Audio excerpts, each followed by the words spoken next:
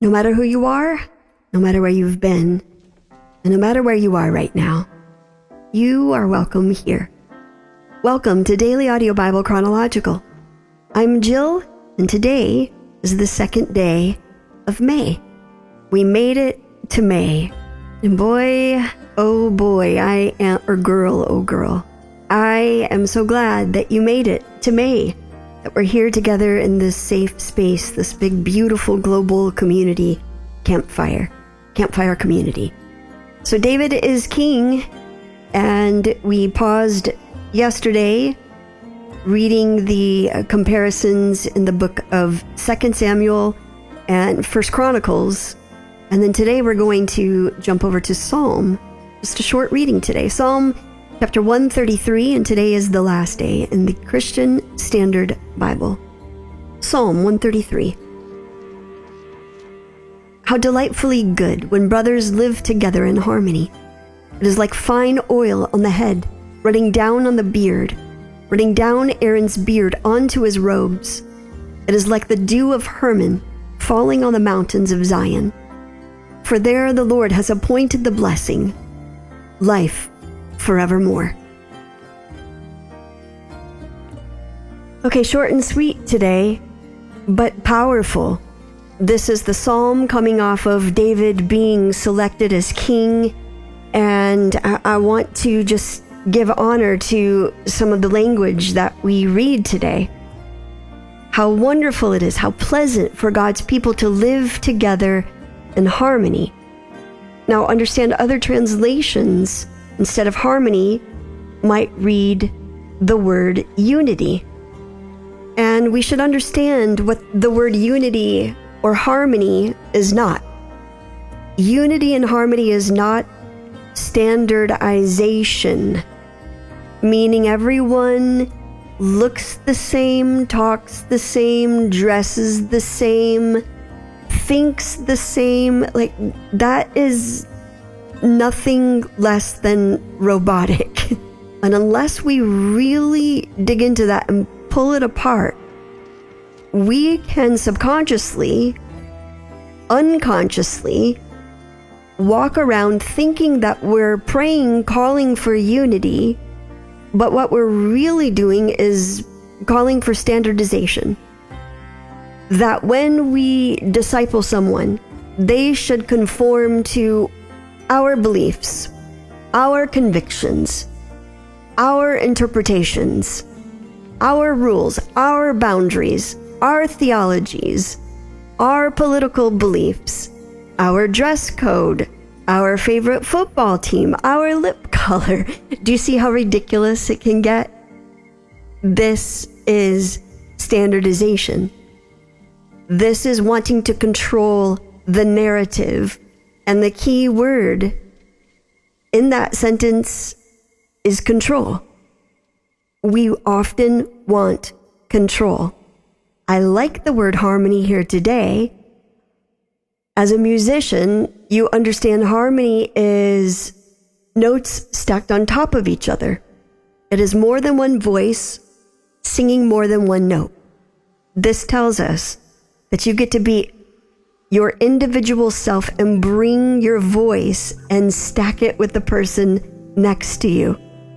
That allows you both to be yourself and to bring it together and create something beautiful, harmonic, melodious.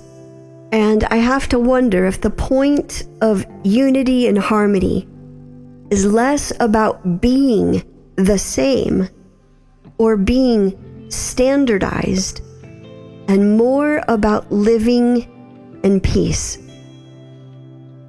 When we understand peace, and side note, I get now why the Bible says peace that passes all understanding, because you have to really wrestle and grapple with what God's peace is.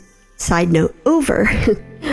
But when we understand God's peace, we understand it's not about control. It's not about making you the same as me and believing the same.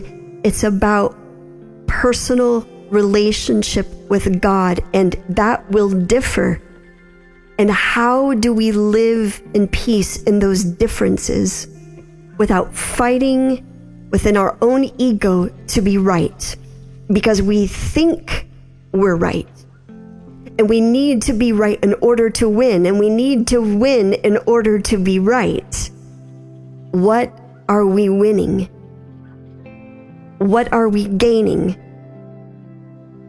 The personal, mental, internal badge that says you win, you're right, which then translates to congratulations, your pride is perfectly intact. Because we often lose relationships with people in our need to be right and our need to be in control. And we fail to see it. And we think it's all them.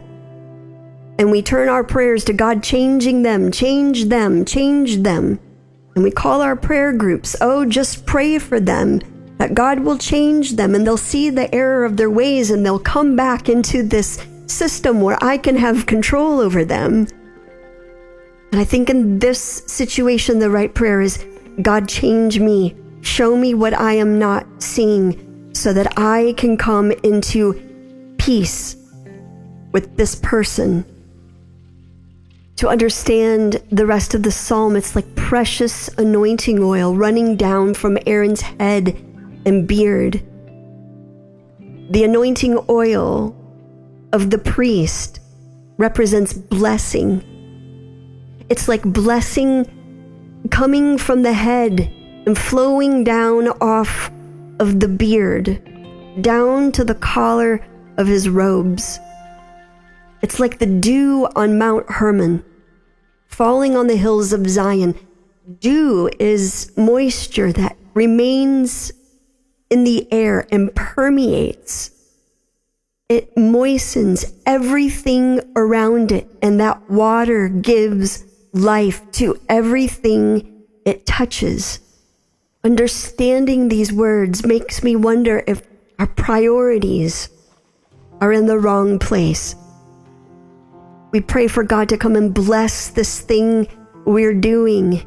We pray God to bless our finances when we mismanage our money. We pray for God to bless us and curse those that differ than us.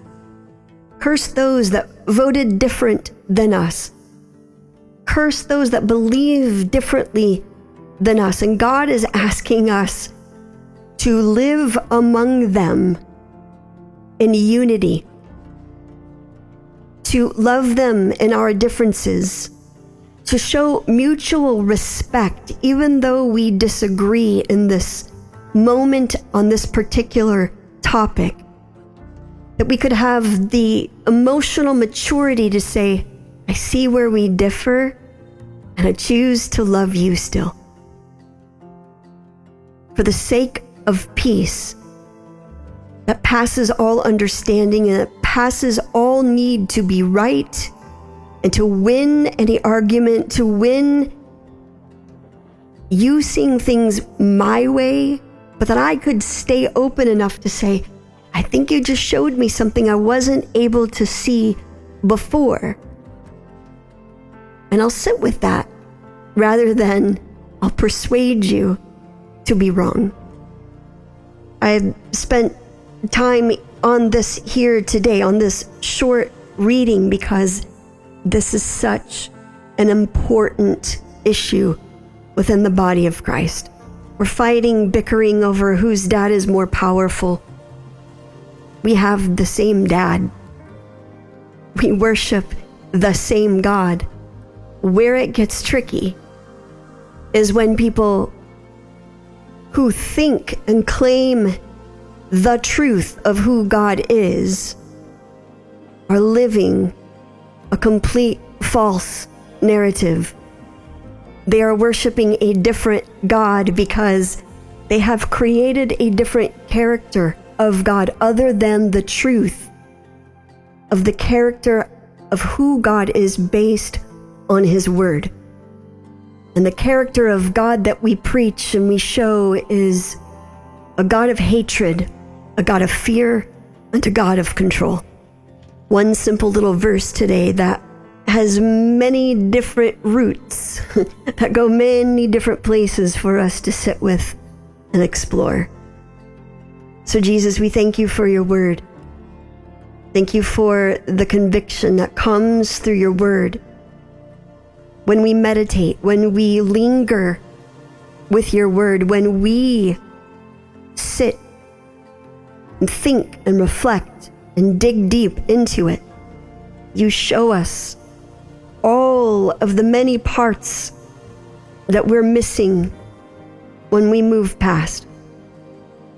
So we thank you for this message today that we should all internalize and go deeper and reflect on. This message of unity, or this message of harmony, that we cannot achieve it by controlling and by creating something standard. We can only come together in unity by seeing each other in our differences and recognizing that our common denominator of why we are here is because we all serve the same God.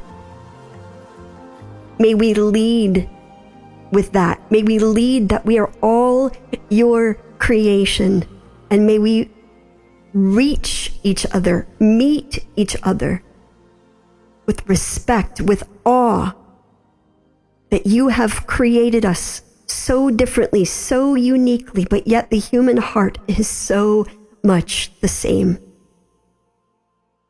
And you alone heal that heart that is broken, and you set us free from the captivities and bondage of our sin, of our fear, of our bad theology, of our control, of our pride, of our shame, of our ego. And you cleanse us and you make us new. We thank you for that, and we love you for that. Set us all free. I pray this in the name of the Father, the Son, and the Holy Spirit. Amen.